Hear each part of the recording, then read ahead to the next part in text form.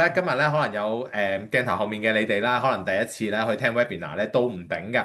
咁介紹我哋公司先啦，係啦。咁點解咧？我同 Jason 咧會喺呢一間公司嗰度咧工作超過10年啦。咁完全咧係呢一個品牌咧，對於我哋嚟講咧，係我哋自己都非常認可嘅。因為 Ray White 咧呢個品牌咧喺澳洲嚟講咧係一個歷史最悠久嘅房地產中介公司嚟嘅。我哋1902年咧就成立咗啦，去到而家咧已經120幾年歷史。最犀利咧，我會覺得咧就話一間公司咁成功，做到澳洲最大啦，好多時候都上市集資啦，玩一啲資本嘅遊戲啦。咁但係咧，我哋公司咧又冇喎，係啦，通常冇咧，啲人話就係現金流好足夠，係啊，cash flow 好足夠就唔需要搞啦。咁而且咧，佢4代咧都係家族成員喺度管理，即係話啲子子孫孫室室咧都係好生性嘅，係啦，一路咧都係管理住我哋公司嘅。咁我同 Jason 咧都成日同我哋而家第4代嘅掌門人啦，阿 Dan Wright 先生啦去溝通嘅。佢成日都嚟香港啦，或者我同佢澳洲啦，係一個非常 nice 啦，亦都係一個非常有能力嘅 CEO 嚟嘅。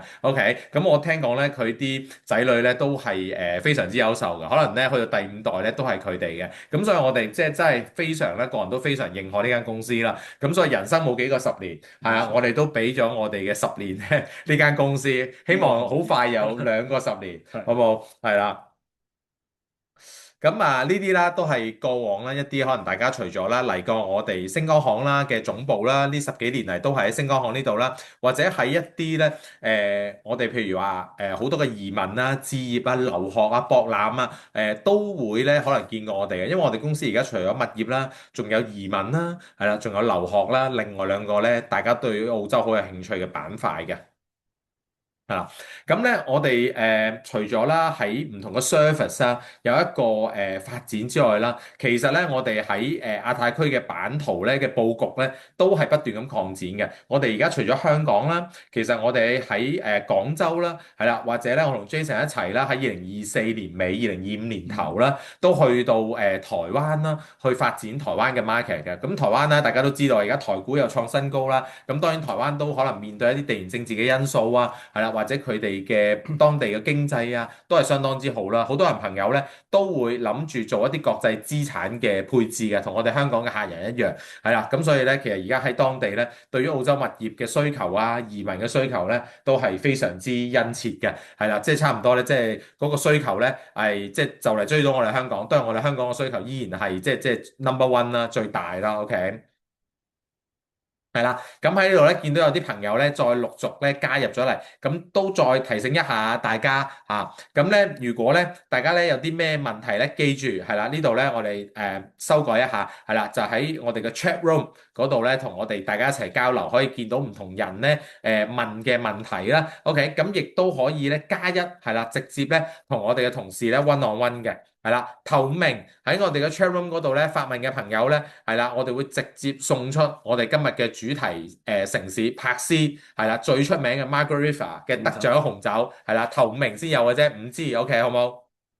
咁而咧，透過我哋咧，購入咧優質物業嘅話咧，就可以得到呢一個哇好靚嘅呢一隻橙色係啦嘅 iPhone 17 Pro 係啦嘅電話咧，就直接送俾大家，咁咪有新電話用啦，係啦，我都好想有呢個新電話用係嘛？OK 好，咁啊事不宜遲啦，好冇？咁咧我哋直接入到我哋嘅主題，好，法師，咁呢條問題咧，就我相信大家心目中都好想問你嘅 Felix。係，柏斯點解呢幾嗯，年升得最犀利啊？升得疫最犀利，情之前就靜啲嘅，係，冇錯，疫情嗰陣咧就兩單大新聞啦。係，一單就係 Brisbane 嗯，話搞奧運，Brisbane 係，呢幾年啲樓又升到係，黐咗線冇錯，啦。冇錯。另一個就柏斯又冇冇錯，搞奧運喎，冇錯，但係又係升得好犀利喎，又係好犀利好誇張，，OK，好誇張。冇錯冇錯，係係啦。咁其實咧，我自己覺得啦，Macro 嚟咁講啦，即係我年紀都唔細啦，即係經歷咗超過4個人生嘅10年啦。咁我都睇住咗，即係話，譬如我爹哋啦、uncle 嗰代啦，追逐住香港最輝煌嘅經濟嘅時刻啦，香港嘅樓市啦。係啦，咁後尾咧有啲 auntie 咧又喺中國大陸啦，又嗯捕捉住咧中國大陸咧樓市嘅升幅啦。嗯咁所以其實每個地方咧都有佢嘅周期，定係有一啲堪輿學家講呢個叫地運。嗯咁當然呢個未必係咁簡單嘅，即係個地運翻到嚟都唔係話直接帶動樓市噶嘛，唔係啊，地運個樓就會升嘅，其實都係講緊帶動經濟，嗯包括頭先 Jason 講 Brisbane 嘅上升，都唔係因為搞幾日奧運好刺激好好睇，嗯，係講緊佢對於成個經濟嘅帶動，冇錯。係啦，其實咧翻到嚟柏斯其實都係一樣，咁啊首先講下柏斯，咁睇你話佢係 啲成績表，number one 係啦，個係啦，成績單係點樣咧？OK，咁首先我哋睇下先啊。係啦，柏斯係啦，咁喺過往一年咧，樓市咧係升咗24.幾個 percent 嘅，即係平均一個月係升2%。啊，上年咧，大家咧都知道香港嘅樓市咧有一定嘅反彈啦，但係 at the end of the day，全年咧中原領先指數咧都係升咗4.幾個 percent。嗯，OK，即係話柏斯咧2個月就追到香港咧上年全年嘅升幅啦，升幅，咁都幾犀利嘅。嗯，OK，以平均樓價嚟講咧係升咗幾多啊，Jason？升咗51,000，即五萬一，係圍到，如果你除翻52個禮拜，差係。唔多一個禮拜升一升一千一千蚊澳蚊澳幣紙，，OK，係啦，係啦。咁雖然你一日唔賣樓都話未 cash out 啦，咁嗯但係係嘛，紙上黃金都開心啊，起碼個人都精神啲啊。即係個嗯，個禮拜你就多1000蚊澳幣冇錯，喺你個錢豬仔錢罌噶咯喎。開心啲，係啊，氣氛，咁咧即係成個氣氛咧都好，同埋嗯，經濟最緊要咩咧？買樓有時即係買剛需，投資買信心。冇錯，OK，咁所以咧呢個部分咧係即係成個氣氛好啊，係帶動咗咧柏斯咧成個樓市嘅。OK 咁而家咧柏斯嗰個樓價中位數咧其實已經破咗100萬啦，係嗯啦，緊隨 Sydney 就長期都過，number 百 one，萬啦，嗯，係啦，跟住之後就 Brisbane 破百啦，而家柏斯咧都都破咗破百，百啦，哇！咁所以係即係相當犀利啊，個後勁咧係好凌厲啊！我哋成日講嗯跑馬仔咁講係邊邊有力嘅，而家喺柏斯嗰個階段。咁當中有啲咩原因呢？其實還原基本步，澳洲咧，我哋係一個長期咧穩定嘅城市嚟講嘅。OK，咁我哋喺西方發達國家嚟講啦，其實咧我哋嗰個 GDP 咧長期咧都係正增長嘅。咁有啲乜嘢帶動咧？其實好大嘅驅動力咧，都係講緊人口嘅上升。其實我哋喺2024年咧，柏斯嘅人口咧已經超過咗300萬㗎。但係喺未來嘅日子咧，我哋講緊咧係衝400萬，即係話超過100萬嘅人口增長啊。嗯 OK，咁所以呢個咧係好大嘅帶動嚟嘅。咁所以咧，大家而家見到呢個圖表啦，我哋係講緊有橙色啦、深藍色啦同埋淺藍色嘅部分，分別嚟講，佢係講緊自然出生率啦。洲際嘅一個遷移人口啦，同埋嗯海外新移民嘅，咁全澳洲咧得2個地方咧，3個咧都係正數嘅啫，一個咧就係頭先咧阿 Jason 講嘅 Brisbane，，Brisbane，係啦，第二個咧就係我哋嘅 Perth，柏斯，係嗯啦，咁連譬如我哋最大嘅城市 Sydney 啦，都做唔到呢個效果嘅，係啦，咁咧佢哋嘅人口咧都係即係喺 interstate migration 方面咧都係遷出為主嘅，咁所以見到咧真係好多嘅朋友咧係去到柏斯，係啦，咁去嗰邊生活而需要咧去居住嘅，OK，咁鬼多人去啦，成日都講啦，供求香嗯，港。呢段時間嘅樓市有所反彈，但係唯一我哋話拖住香港樓市後腿嘅就係咩呢？供應會唔會過多呢？即係仲係有好多單位起咗出嚟，發展商係未甩到嘅。OK，仲有啲起緊出嚟，咁會唔會即係仲係供過於求呢？會唔會即係曇花一現呢？咁但係反而柏斯呢，喺嗰個樓價嘅升幅嘅基本因素方面呢，似乎呢又符合翻我哋嘅經濟邏輯喎。個經濟邏輯係點呢，Jason？就係大家可以睇下呢一個表啦。咁柏斯同柏斯咧，其實就係橙色嗰個巴咧，就係講嗰個人口嘅升幅啦，個增幅啦。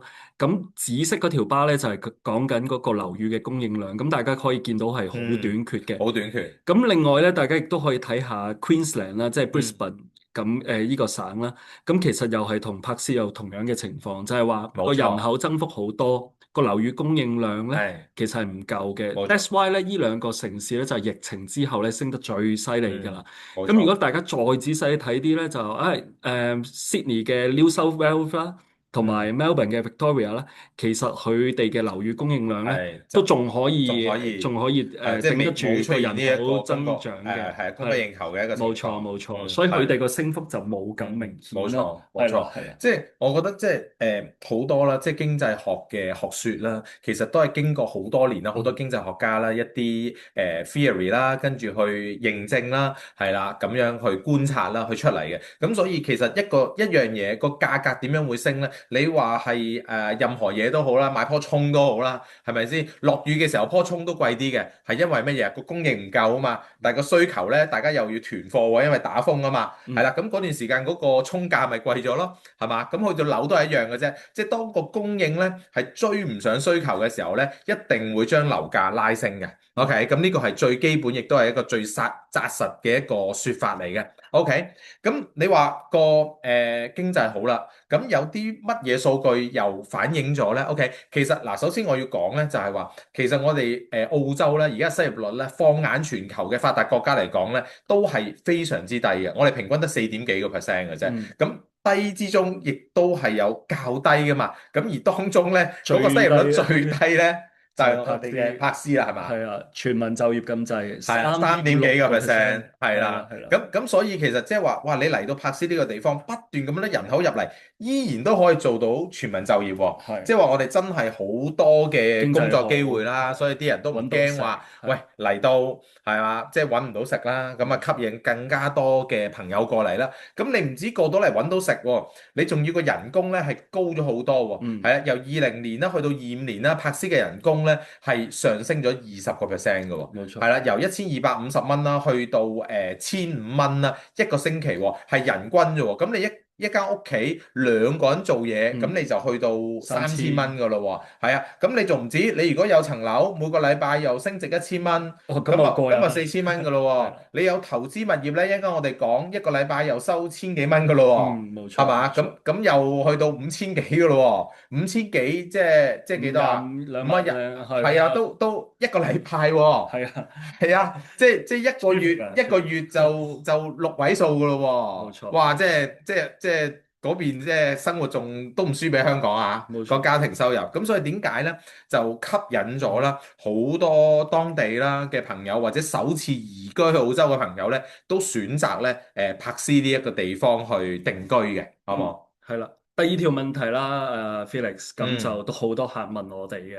係啊，就係話上年減咗3次息，係啊，今年就加翻3次息，冇錯，5月5號啱啱加翻一次息。係咁加息周期，柏斯有冇得繼續升咧？大係家都最擔心，即係係係，係嘛？加息會冇錯。影響個樓價啦。咁呢個你點睇咧？嗯，呢個咧，我係絕對咧係好大感受嘅，因為我自己咧都有喺澳洲咧，唔少澳洲物有業有喎，有物業喺度即係供緊樓啦，係啦，咁咧呢一個咧，我係好有感受嘅，因為咧其實咧每一次加息啦，即係最近都加咗息啦，我都會睇翻一樣嘢咧，就係話我而家收嘅租金啦，夠唔夠去冚我嘅 mortgage？嗯 OK，咁當然我可能有幾個物業啦，可以即係 leverage 翻啦。咁但係可能有啲客人就更加緊張。如果佢暫時嚟講仲係儲緊一個 portfolio，譬如得一個嘅，有時就係咁啦。你夠冚，唔使個個月揞錢，你個感覺舒服啲。如果你要補錢入去咧，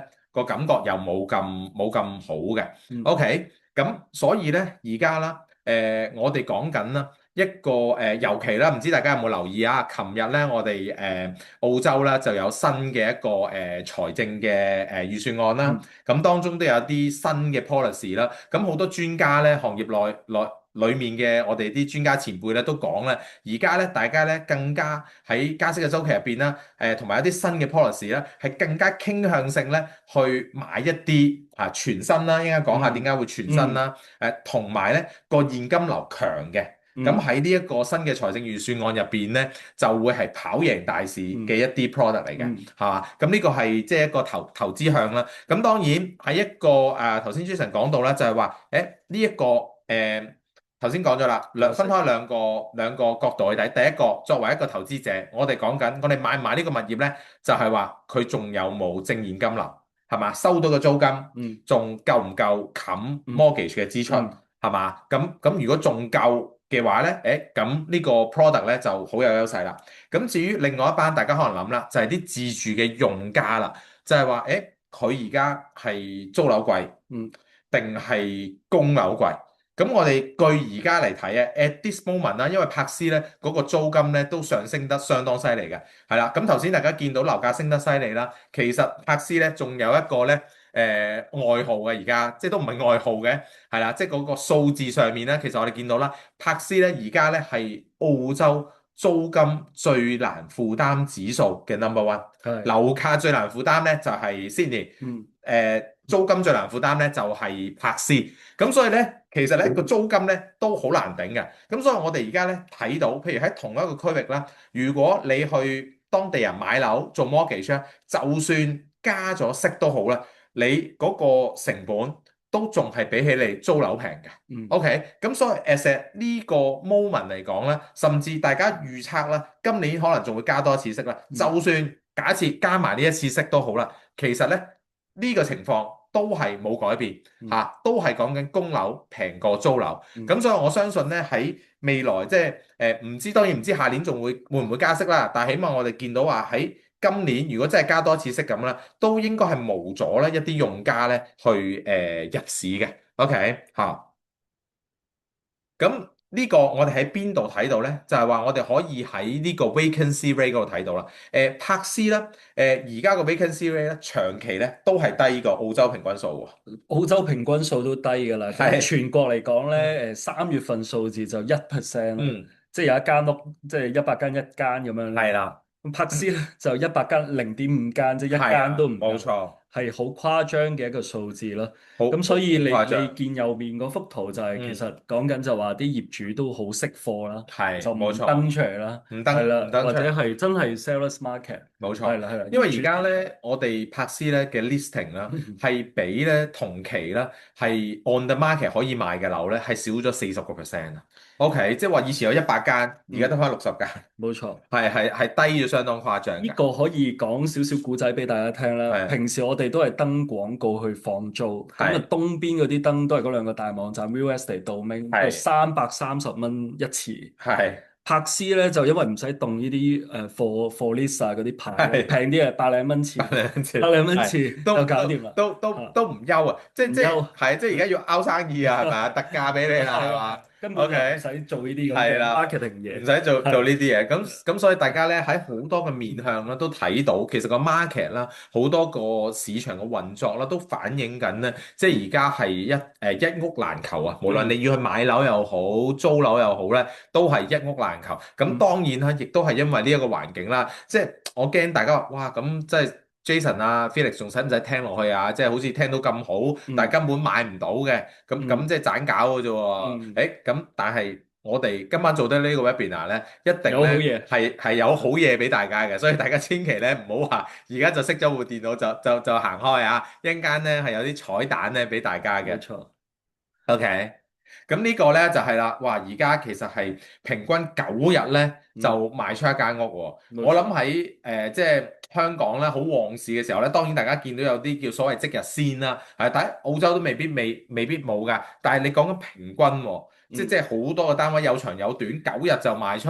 咁就算大家都係9日賣出，就算放喺香港都夠開心啦。係啊，冇錯，係啊，呢個就啲 agent 好開心啦，攞係到個 listing 就係啊，賺到佣金。咁呢個 news 大家都可以再仔細睇少少，就係話house 同埋 unit 嗯，都係咁短時間，即係話冇錯，啲供應係好少，買唔到 house 買 apartment 咯。係啦，咁同埋冇錯，依個數字其實上年都好誇張，上年其實係話多咗7日嘅，即係係，16日。哦，今年就再癲啲，哇，10日都唔即使。咁但係我哋平時係啊。賣樓就又要登廣告，開係啊屋再拍，auction 都賣。唔夠時間係啦，啦，唔使 唔俾你 auction，auction 㗎唔使 啦，auction，都根本就 係 open 啦，嘅時間都唔夠，賣出去係啊，就咁樣，就就就係啦。搞咗㗎啦，所以如果大家手頭上有樓想 係，sell，又可以揾我哋，咁就揾我哋，係啦，係啦，我哋非常之開心嘅，冇錯係。，OK。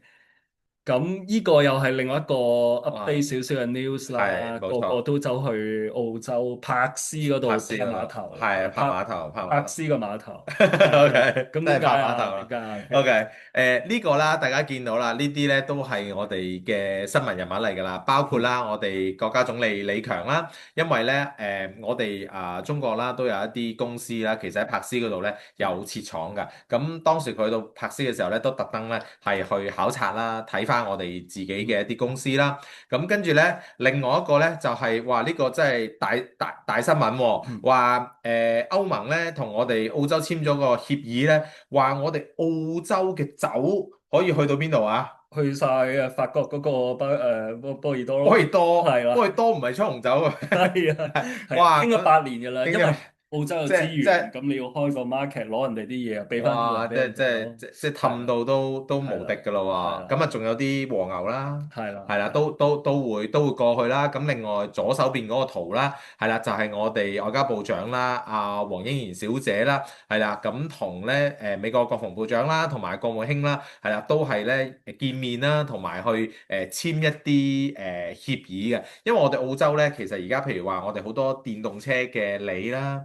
係嘛？即係好似我哋中資嘅鋰廠嗯，咁樣啦，中國好需要電動啦、電動車嘅資源啦，跟住另外啦，稀土啦，係啦，我哋美國有80整 嘅稀 IP 嘅資土啦，源啦。係啦，冇錯，稀土啦都係咧即係由我哋澳洲去嘅，咁所以其實澳洲真係一個福地嚟嘅，係一個好多資源嘅地方啦。咁所以咧，無論世界再亂啦，係啦，其實我哋澳洲啦，獨特嘅地理位置啦，同埋一個好豐富嘅天然資源啦，係得天獨厚嘅。我哋係嗯真係好多世界朋友嘅，咁所以好多朋友即係都感覺到，無論喺澳洲投資物業啦、移民啦、小朋友讀書啦，都係安心嘅，係嗯。啦。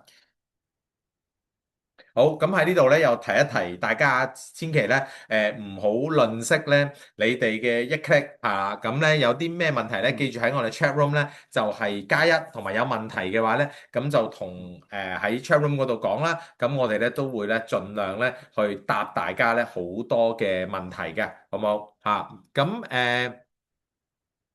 係啦，咁而家咧，我哋喺一個紅酒呢個位啊，因為我唔知會唔會咧驚個網絡嘅問題咧，有客人咧又問係咪嗰個 slide 唔同咗，係啦，咁係啦，唔知有冇正常翻？而家我哋係講緊我哋見到啲911五位嘅，係啦，係啦。送紅酒嗯嘅呢度㗎，OK 嗯咁所以如果希望個 slide 會啱翻啊，OK，，OK，好咁同埋啦。頭先咧，阿 Jason 又 show 咗出嚟啦，有樣一係啦，樣先。係啦，我最愛嘅橙色嚇，咁咧就係咧，如果大家咧有參與我哋今日朋友支持我哋啦，同我哋成功咧購入物業嘅話咧，我哋會送一部 iPhone 17 Pro 咧俾嗯大家嘅，咁又有新電話用啦。嗯。好，係啦，依個又係咁啦。嗯Felix 頭先講到加息嗯，啦，你係就話因為其實加息咧，即係代表我擺啲錢嗯喺銀行穩穩陣陣，做係，個定期都冇錯收到唔錯嘅回報冇錯，嘅。係係啦，咁有啲咩我要高啲嘅、多啲係嘅買 Bitcoin 之餘，仲有啲咩可以跑贏大市？係啦，所以 冇錯 that's why 呢個係好多客人想知道嘅。係冇錯。That's why 即係夜晚晚都聽我哋呢個 係我咧 webinar。真係有一啲即係身邊啦，即係年輕啲嘅同事啦，係啦，咁佢哋咧即係都係玩好多虛擬貨幣嘅。咁但係因為咧我自己屋企咧講真都有2個小朋友嘅，即係除咗話翻工咧，我今晚翻到去咧仲要揞佢瞓覺啦。如果佢未做完功課咧，我仲要陪嗯，佢做功課啦。咁所以咧我自己咧即係冇辦法有咁多時間咧去睇住咧一個咁刺激嘅地方。冇錯。我自己都係做一啲穩穩陣陣嘅嘢嘅。係啦，即係一個地方啦，就係話你買咗落去佢自己就會 running 被嘅，動收入，瞓係啦，緊覺都幫你賺瞓緊錢。覺都係啦。都都幫我賺錢嘅，係啦。嗯咁我唔係話我唔會去做澳洲嘅定存啦，因為我哋澳洲公司啦有一啲收入都係喺澳幣啦，或者有時之前啦我買咗啲物業啦，佢仲係留花期嘅時候咧，咁我可能個匯率 OK 啦，我都會換定啲澳幣嘅。嗯咁喺等待嘅呢段時間咧，我就會擺落去一啲短期嘅 term deposit 嗰度啦，係嗯啦，咁個利息都唔錯嘅。OK，咁但係 at the end 我都唔會話將啲錢全部擺晒喺 term deposit 而拎咗嚟買物業，咁係咩原因呢？OK，咁咧其實咧我哋就係講緊而家喺澳洲物業咧，其實我自己覺得咧係帶嚟幾個地方啊。第一啦，穩定嘅升幅啦。係嘛？我哋澳洲物業咧，過往40年啦，平均嘅升幅咧係大概7-8%一年嘅。嗯，咁如果你捉到唔同城市嘅周期咧，你係好似柏斯咁，上年你捉到係一年廿幾個 percent 嘅係，租金回報啦。好似我哋而家咧要介紹一個咧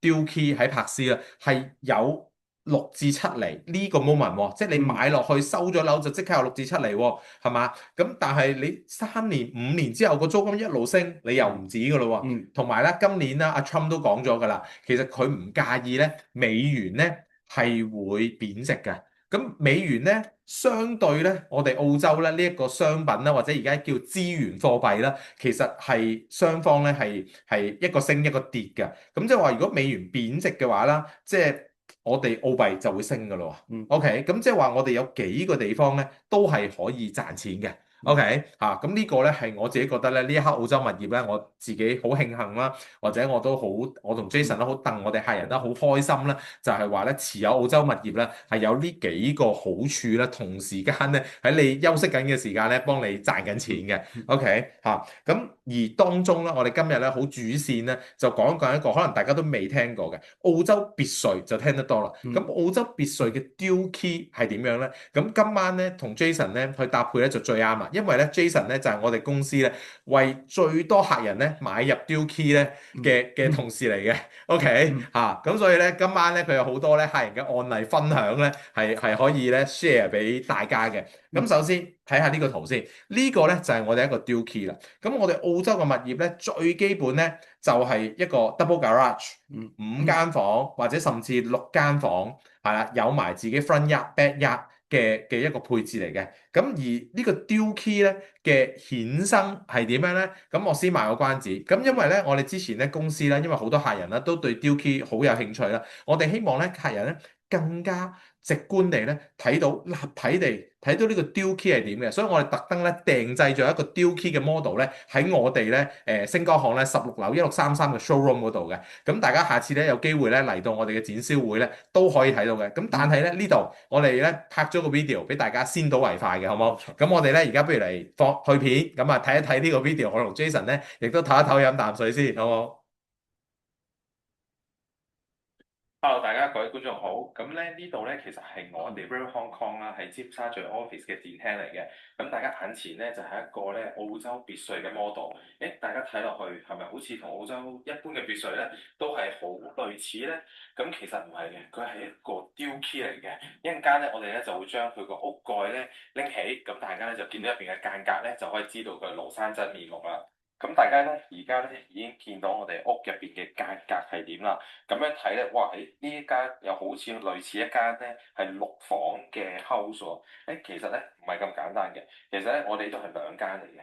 呢邊咧係一個4房嘅 house，而呢邊咧係一個2房嘅 house 嚟嘅。咁中間嘅 partition 喺邊度咧？就係而家大家沿住我嘅手咧去咧，就係一路去到花園嗰度咧，其實就係個 partition 嚟嘅。而且起嘅時候咧，佢會係分開自己嘅主力牆嘅。OK，咁所以呢個隔音啦就會好好多啦，同埋個獨立性都會好好多嘅。咁首先啦，我哋嚟睇大呢邊先啦。大家見到1、2、3、4係已經有4間房㗎啦。OK，咁當然啦，呢度亦都係其中一間套房啦。咁呢度有佢個 laundry room 啦，而呢度咧係一個 share 嘅浴室嚟嘅。咁嚟到呢度咧有一個相當寬敞啦嘅客飯廳嘅。咁呢度係佢哋嘅 open kitchen 啦。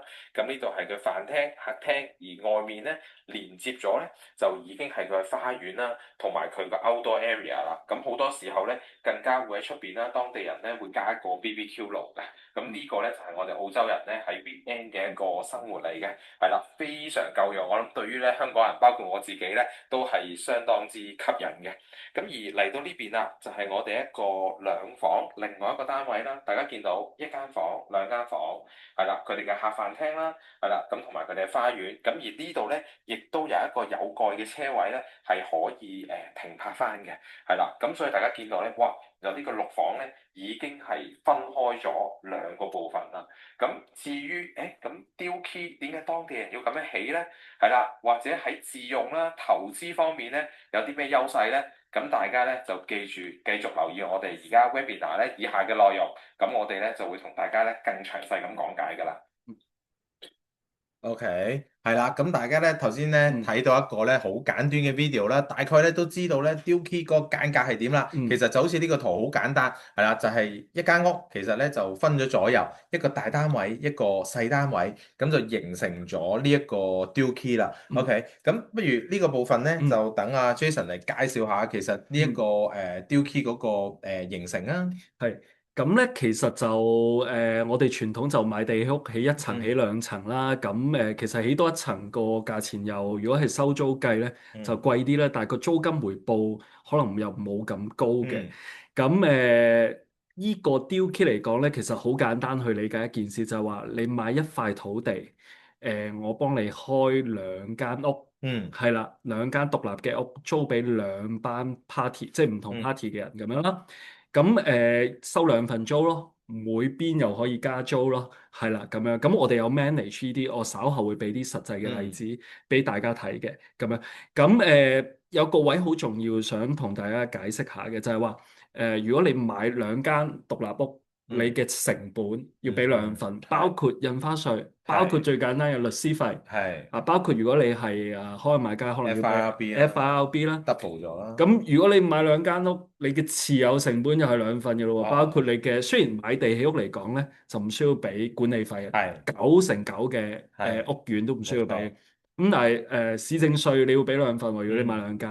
咁但係如果你一塊土地起兩間屋嘅話咧，嗯市政稅嗰啲持有成本俾一份就 OK 噶啦。，OK 咁所以可以極大化你 OK，嘅租金回報咁樣咯。嗯咁另外咧就係、好多客咧就話依啲其實係咪新鮮嘢嚟啊嗯？Felix，其實東邊就係我哋以前嗯講 Sydney 嗰啲叫 係 Granny Flat 係或者 Duplex 係係嘛？其實一直以嚟都存在嘅。係係咁喺柏斯嚟講咧，就大部分如果你出咗去 suburb，除非係啲係靚區，好多都係一層咁樣，冇錯啲土地又相對係大啲，咁我冇錯。哋可以極大化嗰但係 啲土地 duplex 咁樣咯。就兩份 cost 噶咯喎，係誒係係咯，係 Deal Key 就係一份 cost 係係啊，啦係啦，Duplex 有兩份 course 嚟係咯，㗎啦，冇錯。兩個契咁所啦。以呢個其實就嗯成本會比傳統嘅嗯起可能4房啊5房嘅屋多啲，係但係你嘅租又喺翻度，但嗯係你嘅投入成本咧又少好多咁樣係咯，係係啦。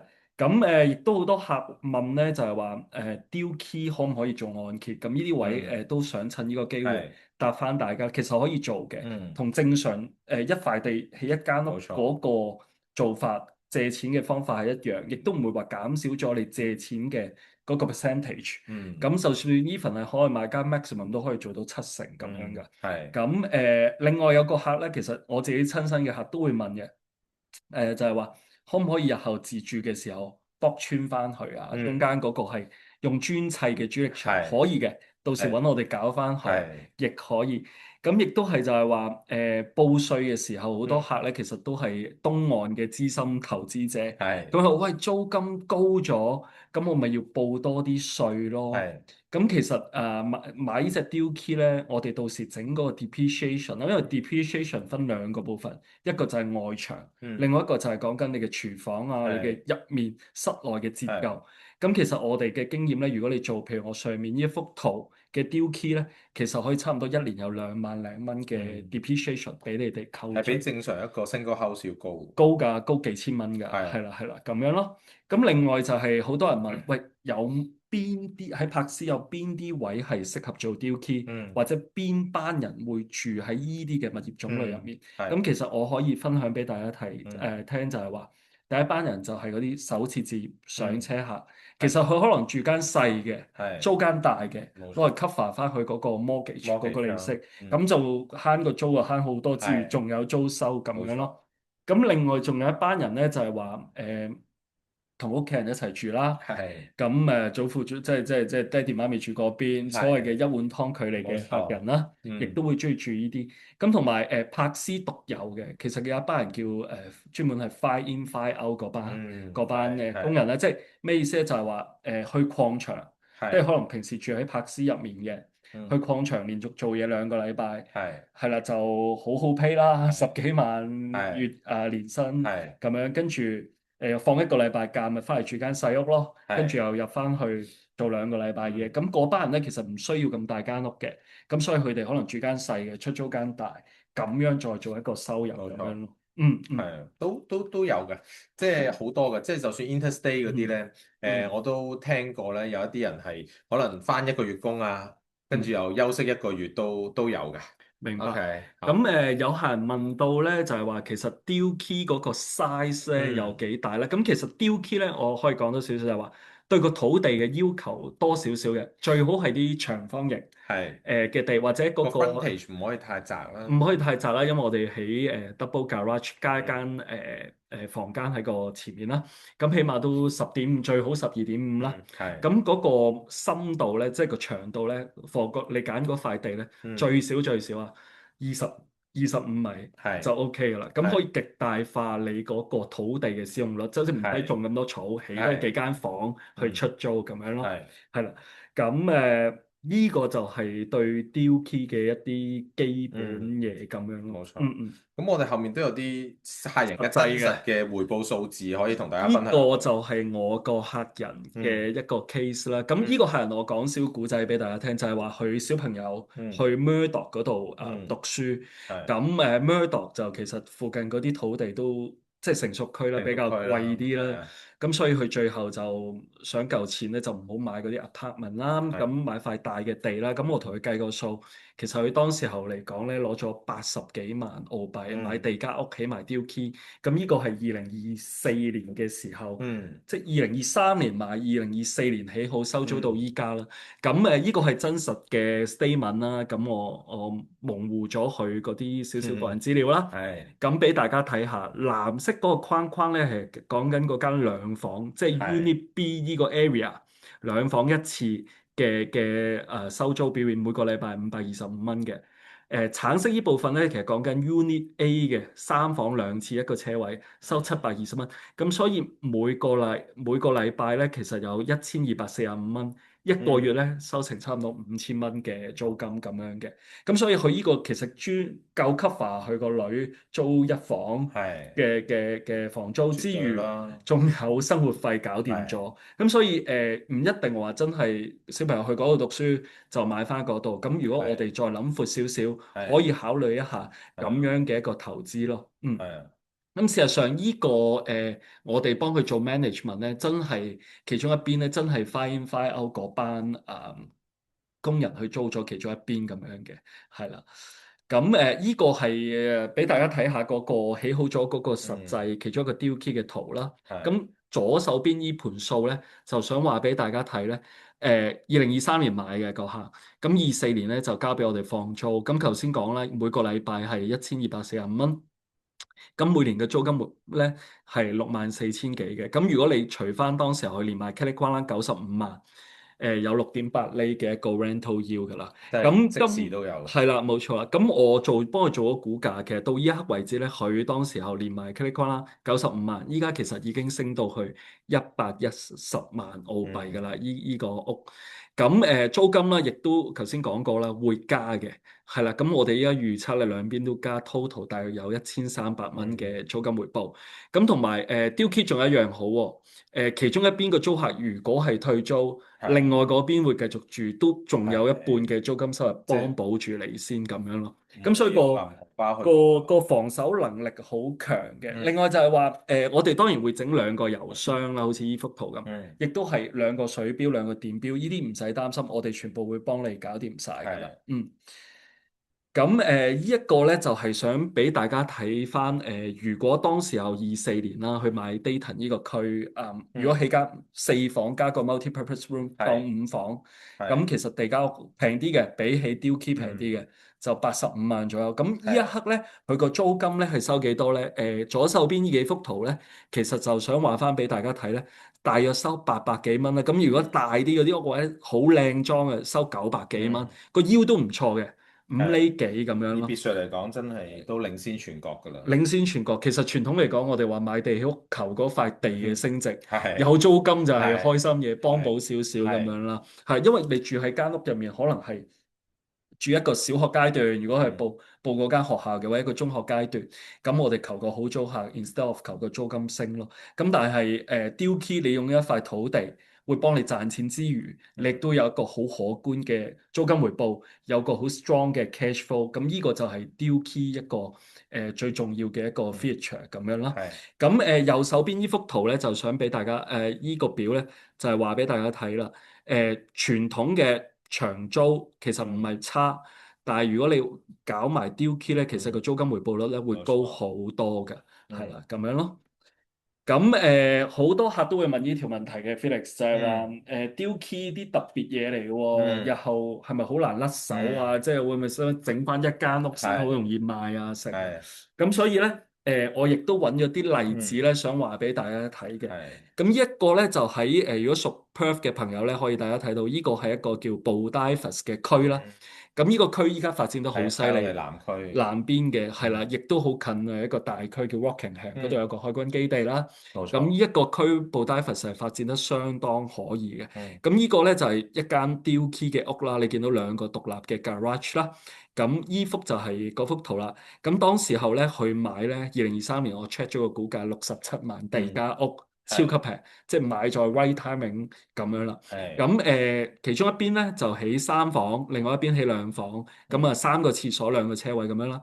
咁其實塊地唔係好大嘅啫喎，其實塊地 total 375，即係12.5×28，係咁樣嘅咋。咁如果你高空圖睇咧，佢真係起咗一間睇到啊雕 key 出嚟咁樣嘅。不過我就整咗張紅色線，就係係容易啲去理解件事咁係樣啦。咁其實咁樣嘅 land size 已經可以極大化你間屋嘅，因為依間屋其實起咗2000幾尺，係係啦，2000幾尺，即係個地積比傳統起一間咧高好多，差唔多去到6成半，差唔多接近7成咁滯。即係啲草就唔會幫你賺好多錢，賺好多租嘅，但係你整多間房咧，係就會幫你賺高好多租金咁樣啦。嗯，咁亦都話俾大家睇咧，其實佢中間咧點解依幅圖咧，2024年佢轉咗手㗎啦，依個單位，咁去到賺咗錢2026年今一刻再做翻同一塊地嘅估價咧，1.1㗎啦。好準確啊好，high confidence 係啦，好有信心，110萬嘅一間屋咁樣咯。咁所以呢個就係話翻俾大家睇啦。咁今一刻呢個位係都想同大家講，即係有啲好嘢介好紹俾嘢大家。有兩塊獨家地獨家地。留咗喺度，係唔係你啲地嚟㗎嘛？係嘛？唔係唔係，唔係你地今日咧係我哋咧就係、今日啲同事即刻口水流，因為點解咧？我哋喺澳洲啦 Perth 嗰邊咧有個香港同事咧係飛咗過嚟嘅。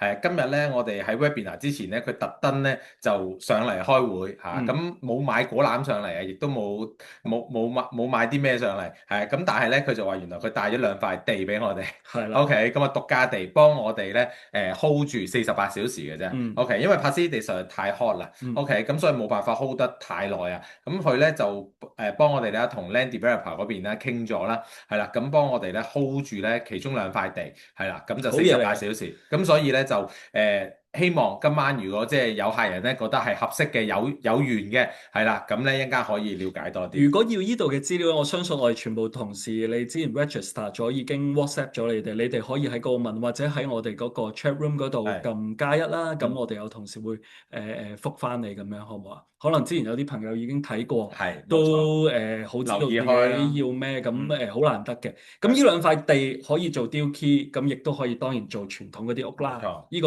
完全冇問題咁係樣，冇限制，冇限係啦，一制，定話冇限制，要做邊一樣嘢嘅，冇係啦，嘅冇嘅。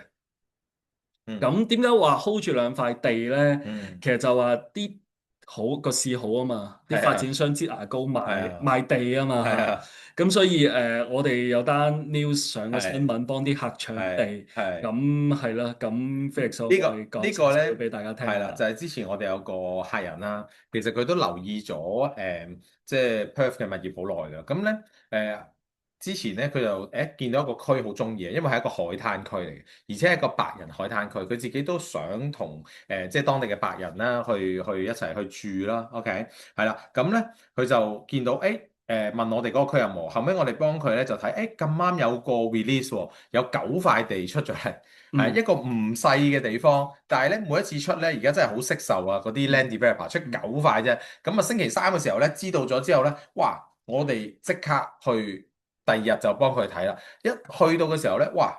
前面有7個人喺度擔緊凳仔，已經 friend 咗喺度傾緊偈㗎啦。嗯。原來咧前一日啊〜即係星期三公佈呢個消息咧，啲星期三啲佢哋已經衝咗去啦。我哋星期四去到咧，已經有7個人喺前面擔晒凳仔啦。咁後尾咧，我哋就揾同事啦，嗱見到呢個咧，係啦，就飲緊亞洲茶飲啊，係嘛？着咗我哋好出名嘅鞋啊，就喺度即刻去排隊啦。係啦，咁後尾咧呢件事咧更加上埋新聞添。咁不如咧，大家睇一睇個新聞，就大概了解誒個劇情係點樣發展啊？Prospective landowners are preparing to spend a second night camped outside a sales office in our northern suburbs, lining up for a shot at one of 9 empty blocks, with developers recording unprecedented demand. Once part and parcel of scoring a slice of suburbia, 20 years ago, Western Australians spent days lining up for newly released 大家見到呢個畫面係嘛？即係幾多人 again. 係好多開心嘅笑容，就係佢哋終於買到地啦。that people 所以 camped out for these blocks in the past, but we did not think that it would be, 4 nights. 6 people so far sitting in line in hopes of securing this. 9 lots of land set to go on sale midday this Saturday, ranging in size and price, starting from 300 and 係啦，每次都係出幾塊，咁冇錯真係好難搶啲地。同埋呢個區咧，我講多少少俾大家聽。喺如果屬 Perth 嘅朋友喺 Burns Beach 冇錯，近海灘嘅，係但係每一塊地咧，大約如果400平方米嘅話，講緊80-90萬，定係塊地。差唔多，起碼間1,000蚊一米。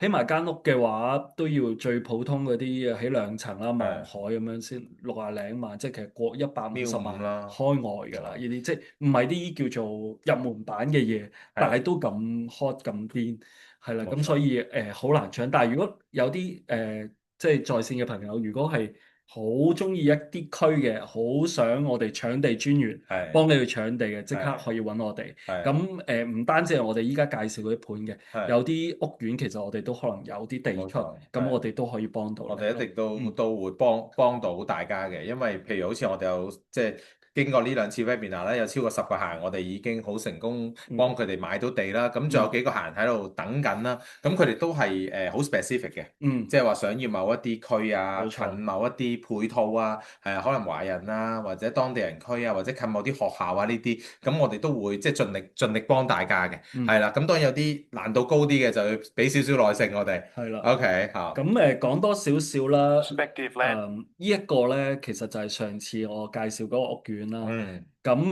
點樣我哋都有好成績㗎，做交到地主啦到功課。交到功課，交到功課，係啦。係咁亦都即係 local 啲同事好幫手啦，係咁樣去走下後門啦，嗯係去搶下啲地咁樣咯。咁但係一般正常嗰個流程咧，其實就係話佢會話俾我哋聽幾時會開賣啦，我哋要入紙即係入飛去抽啦，係咁要入 EOI expression of interest，個咁過程都好嚴謹喎，要好嚴好多謹資料喎，好好多多人資料都好 surprise，哇！喺澳洲查家宅天大地大係咁樣係嘛？都係原來都要咁樣嘅都要咁，OK，嘅。係啊，咁每一期咧，呢個就其實仲誇張喎。我哋因為幫佢今次賣咗廿零塊啫嘛，嗯咁我哋收咗差唔多成7-8塊。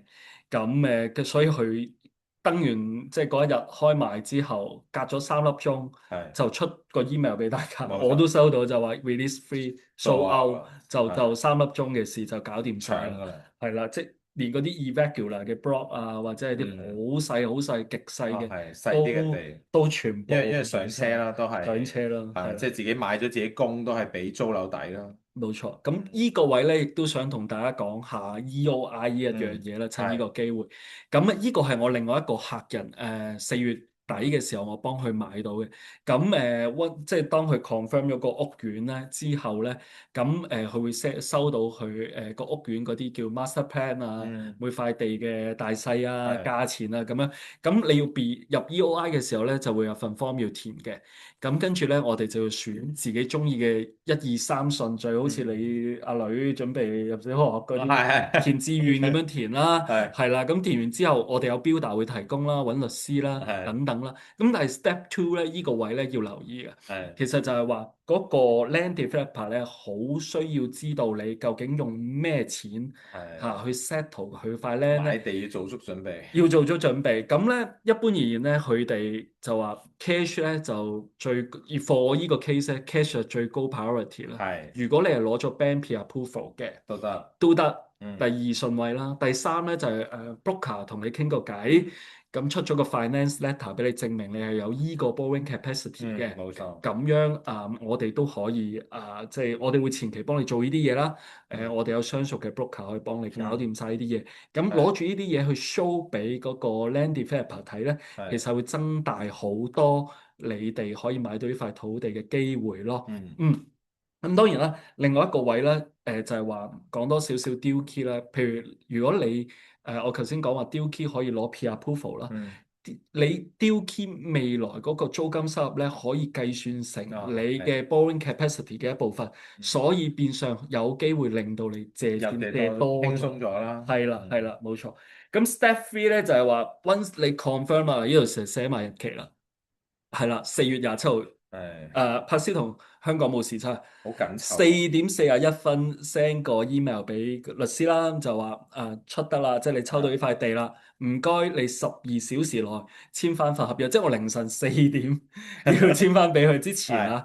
之餘咧就俾1萬蚊嘅 deposit 咁樣，咁所以即刻搞咯。啲嘢就係話，我哋有律師團隊 ready，即刻 review 合同，約個客收工，即刻簽咁樣。咁所以要同時間競賽，好多都係咁。當然有啲係講，所以我哋 hold 48小時，其實就真係碌晒人情牌，已經係好俾面嘅。如果唔係，好多人喺度 get ready 㗎啦，即係紮晒馬咁樣。你凌晨4點唔簽，第二朝早 sales office 一開就打電話過去問㗎啦。冇錯冇錯，所以靚嘢就係多人搶咯，好嘢就多人搶咯咁樣。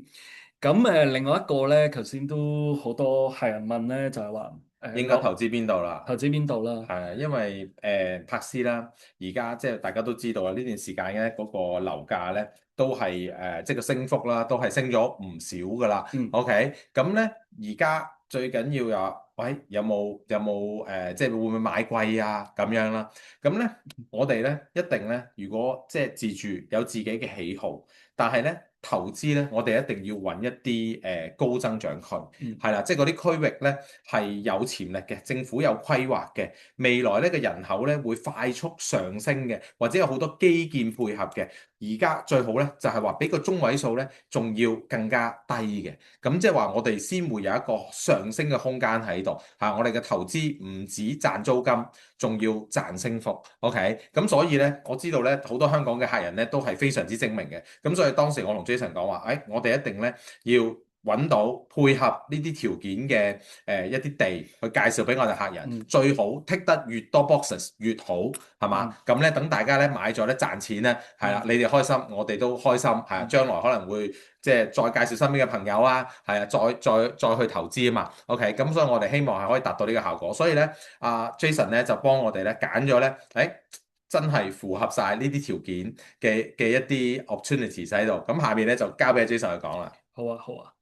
咁咧大家可以留意翻，我講多少少先嗱，依個就係柏斯嗰個火車圖啦。咁頭先我哋話 Burns Beach 咧，大約係依啲位咧就近市中心啲，近海邊。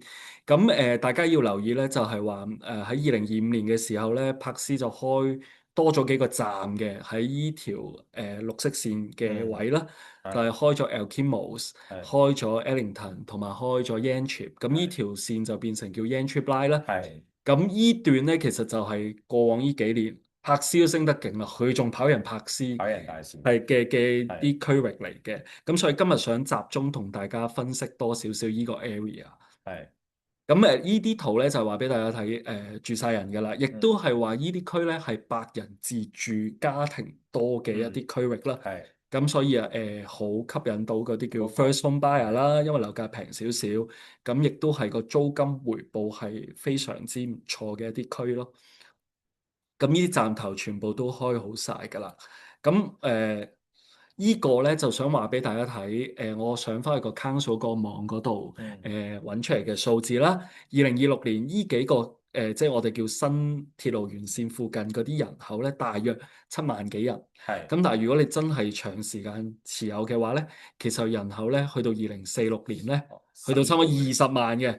咁我 highlight 呢3個紅色框框咧，就係火車站新開嗰啲人口嘅增幅。咁但係咧未來仲有個位嘅喎，Felix 就係未有火車站啦，但係之後亦都會有，就係 Yanchep 再遠啲，就係 Two Rocks。咁你睇翻個人口，其實之後嘅增長亦都係非常之好嘅咁樣啦。但係要等一等啦，個位就係啦，咁樣咯。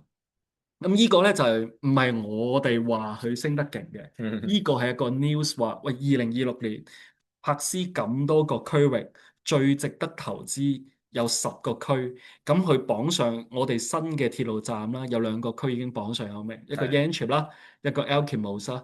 咁大家如果頭先有仔細聽我講咧，其中一間 Dillkey 嘅物業就喺 Baldivis 嗰度，亦都係升幅會相當。其實呢啲區我哋啲客人全部都買過，全部都有 buy for 啊 Pierre Water。頭先我抽地嗰個咪 Pierre Water，係啊，嚟嚟去去都係呢啲靚區。我哋啲客人真係全部都有經我哋買過呢啲區。香港客人係好貼市嘅，所以我哋揾嗰啲區亦都係真係有好多好靚仔嘅數據去支持，先想介紹俾大家，想幫大家賺。係啊，客人都會做功課啦，冇錯，即係了解完之後，佢哋都會翻屋企做好詳細嘅功課啦。係啊，咁佢哋最後都覺得哇，真係喎，即係呢啲區真係好有升值潛力啊！係啊，各方面嘅即係發展都好好喎，最後先博取嘅。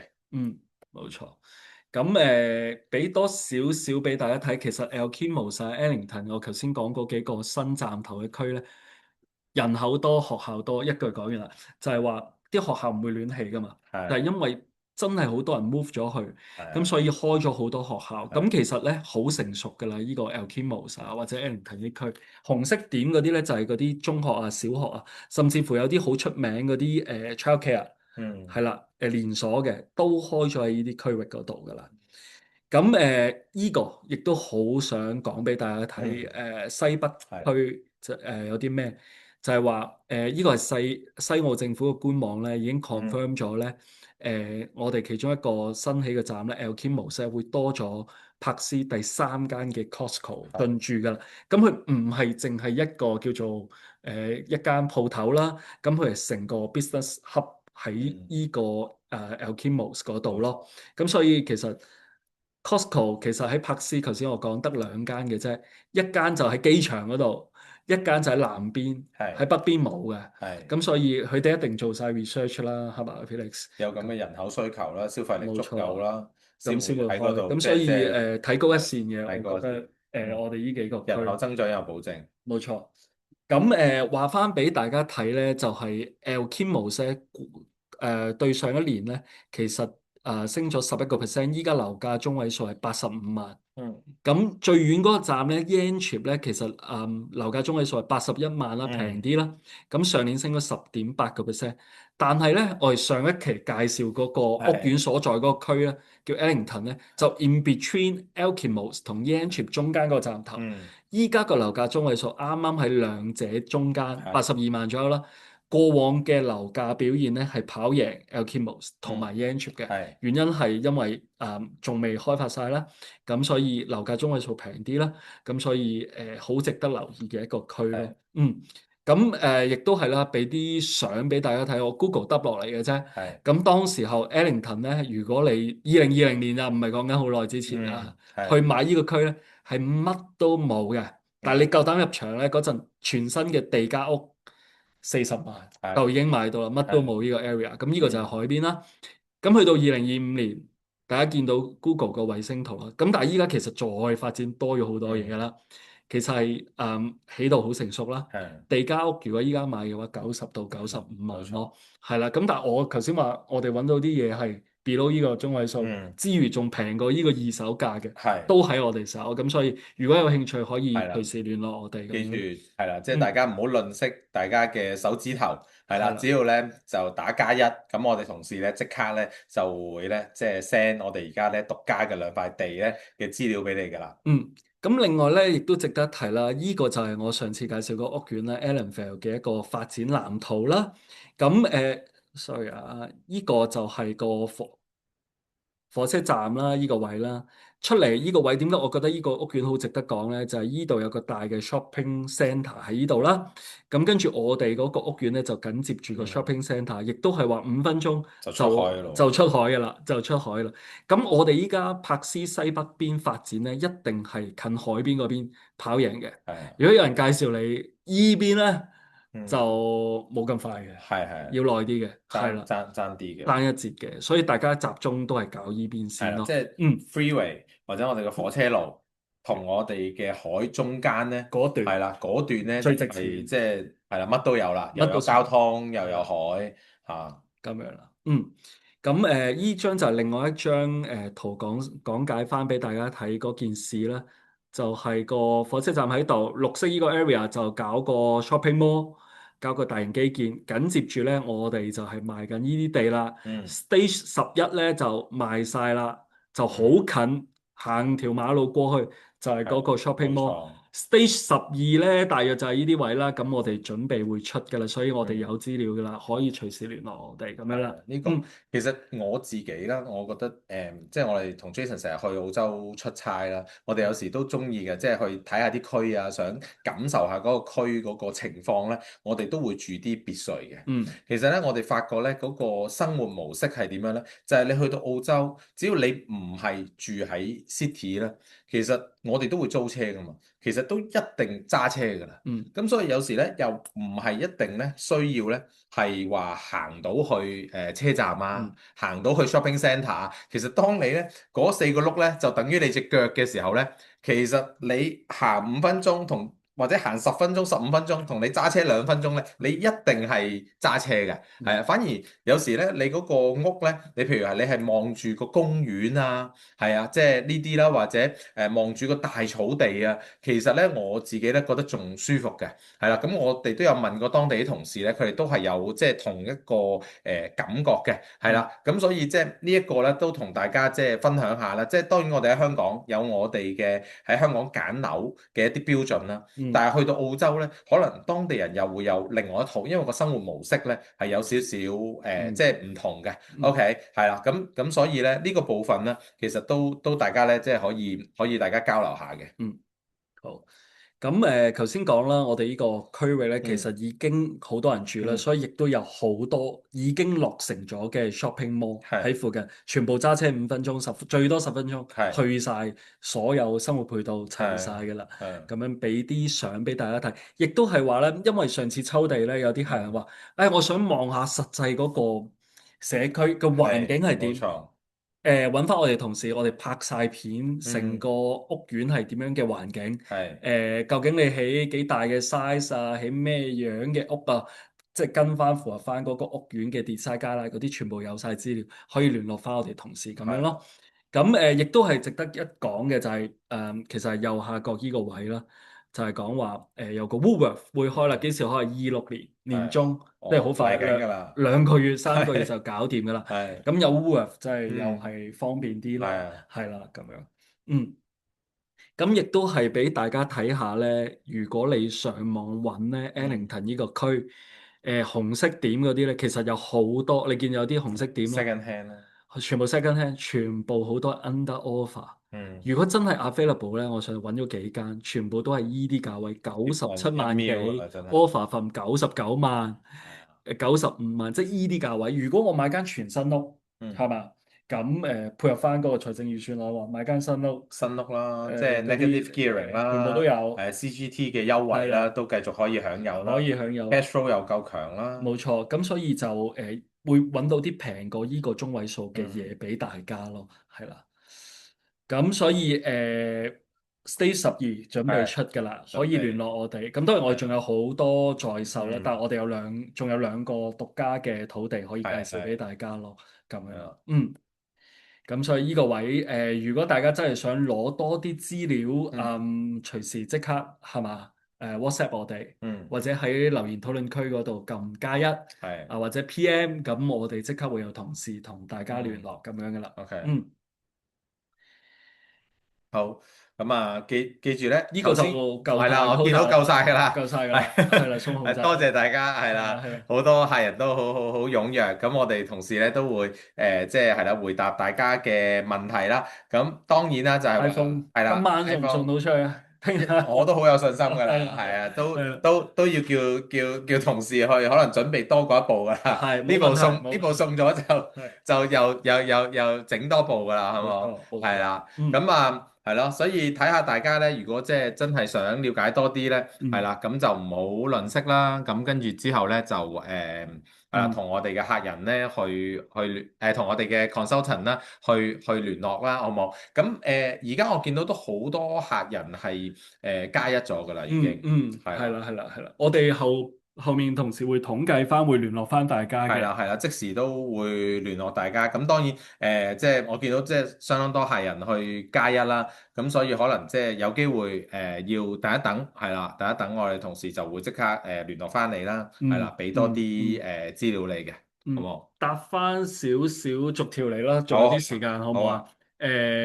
柏斯咪借咗幾多成按揭？OK。咁就無論 Deal Key 或者傳統啦，咁都最多，無論你係海外人士，或者有 PR 有 citizen 啦，最多可以借到7成。如果係有 PR citizen，最多可以借8成。咩意思啊？地加屋加埋 total 嘅冧心嘅8成都可以嘅。係啦。咁Perth 有冇 land tax 啊？依個都好值得講嘅。好專業呢個。Good question，係啦。好專業呢個。咁就柏斯當然個投資屋咧都會有 land tax 嘅，但係佢個 land tax 個 threshold 都有成30萬，一個免稅額，免稅額啦，都有成30萬。咁跟住30萬到40零萬，其實都係俾多百零蚊，即係好細嘅一個請政府飲茶。政府比較有錢啲，因為佢真係有錢啦，好多天然資源啦。包括頭先我講嗰個，包括海外人士，其實如果你持有啲我哋頭先講嗰啲 package 嘅 land 嗰個持有塊土地嘅成本，其實一年400-500蚊最多㗎啦，最多㗎啦。所以就澳紙啊，我講緊咁都係非常輕鬆啦，比起東岸嗰度係啦，冇錯啦。繼續答下問題先，係啦。咁所以因為咧譬如啦 Sydney 啦同埋 Melbourne 啦，佢哋所處嘅州啦，其實都有一個比較高嘅land tax surcharge 嘅，即係海外人士咧係要俾一個 extra 嘅 land tax surcharge 嘅。OK，咁所以持有成本啦，其實會相對高嘅。咁柏斯咧點解話吸引唔止當地嘅朋友 interstate 咁樣去買啦？係啦，咁海外人士咧都會買得即係輕鬆放心啦，係因為佢個 land tax 嘅成本啦，即係 ongoing 嘅一個成本咧係比較低嘅。OK，咁呢個都係大家作為一個投資咧，一定會即係考慮嘅一個要點嚟嘅。OK，所以我哋公司其實都有同事咧，其實佢自己咧喺嗰個即係未係澳洲嘅身份啦，咁佢哋咧都有投資咧Perth 嘅 house and land，最主要都係呢一個係啦，即係個 land tax 啦，即係持有成本低啲係啦，咁即係話落袋嘅錢又會多咗，係啦，咁所以呢個都係開心嘅，係啦，咁你收到嘅錢咧而家澳幣又升緊啦，又可以掉翻落去銀行嗰度做 term deposit 啦，係啦，咁咧即係都係好嘅，即係澳幣又升緊 term deposit 嗰個厘數又會贏咗香港好多喺澳洲，係啦，咁呢啲咧其實好多我哋有好多客人咧好精明嘅一啲案例咧嘅分享嘅，咁所以咧有機會都希望大家去同我哋同事傾多啲啦，係啦，咁咧我哋都希望可以同大家分享多啲。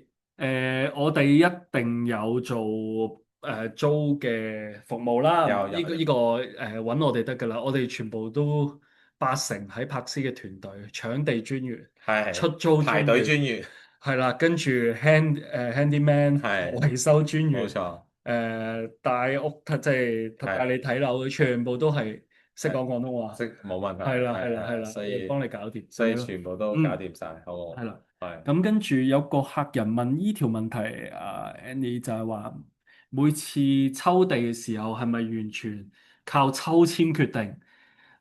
因應不同嘅 EOI 情況優劣之分，例如 EOI 寫 cash 就會有優先權，的而且次次唔同嘅 land developer 咧，嗰個遊戲規則咧都唔同嘅。係但係上次上咗新聞嗰個咧，俾人鬧死咗啊！因為喂都排隊排隊嘅，排4晚，係咁擺明係做真係宣傳嘅，咁其實唔應該。咁依家變相咧都係想公平啲，但係公平得嚟，我哋啊黑箱作業嘅，有少少覺得佢走後門咁樣，即係唔知佢背後係點樣玩嘅。點樣嘅Brisbane 咧就試過見過咧，YouTube 嗰度即場攪珠抽嘅，係冇錯。柏斯就冇嘅，柏斯仲有一種咧係 bid 嘅喎， bid 嘅有 bid 即係好嘅，似香港而家嗰啲咁樣入標嘅喎，係啦，俾個底價出嚟，係啊，跟住你就去 bid，但係你每人得一次 bid 嘅機會，就係啊 send email 俾佢係話啦我要買呢塊地，你出咩價？佢會俾個 price range 俾你，係你會唔會出到最高嗰個價咯？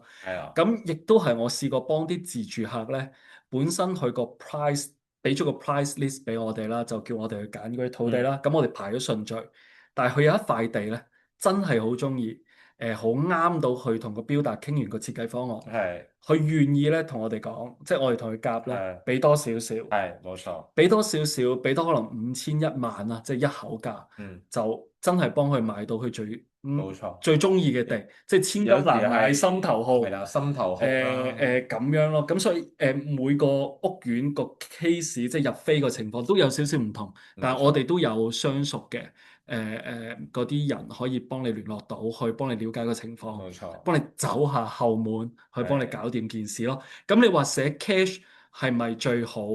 的而且確嘅。咁如果放我個客個 case 啦，咁佢寫嗰個 cash 咧，其實佢唔係話要你 cash settle 嗰個成間屋，佢係要你 cash settle 嗰塊地嘅啫。係啊，你標嗰部分咧，亦都可以照借按揭咁樣嘅。冇錯咁我個客都係最後係揀咗finance letter，因為嗰塊地其實都未收。係咁點解可以攞到呢塊地咧？其實我背後幫佢做咗好多嘢。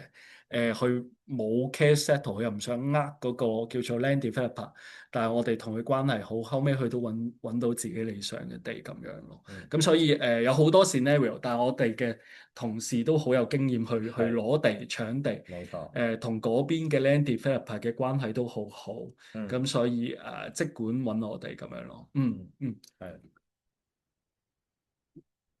可唔可以起3層？係睇你個用途，一般好似喺香港就少啲嘅。好精明嘅客人啊，好似喺香港咁啊，係嘛？起村屋咁啊，即係因為佢哋都有鬆齡啦，咁呢個部分咧，即係唔係完全冇可能，但係喺一啲新開發區咧，因為佢嗰個密度唔想咁高啊，係啊，咁一般都未必得嘅，可能 maximum 都係2層啦，當然大家起 Dukey 就係1層啦，咁咯，好冇？咁我見到咧，大家都好踴躍啦。好冇？係啦，咁咧見到我哋嘅同事咧，都同好多嘅客人咧，其實已經咧one on one 緊㗎啦，係咪？咁所以我哋今晚啦，可能咧即係個時間啦，我哋都答晒啲問題未啊？係，睇下先，都答得出。仲有啲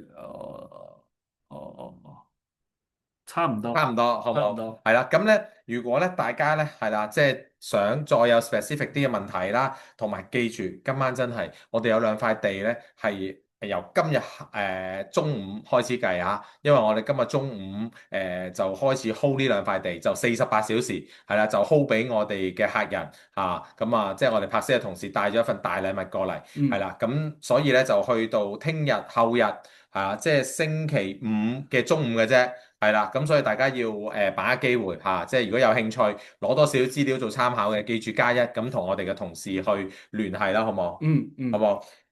透露少少啦，啲地加屋最平嗰間80零嘅咋，80零萬，80零嘅咋，即係比而家中位數100零幾萬，係啦，仲要係再低咗20%嘅喎。係啊，冇錯冇錯。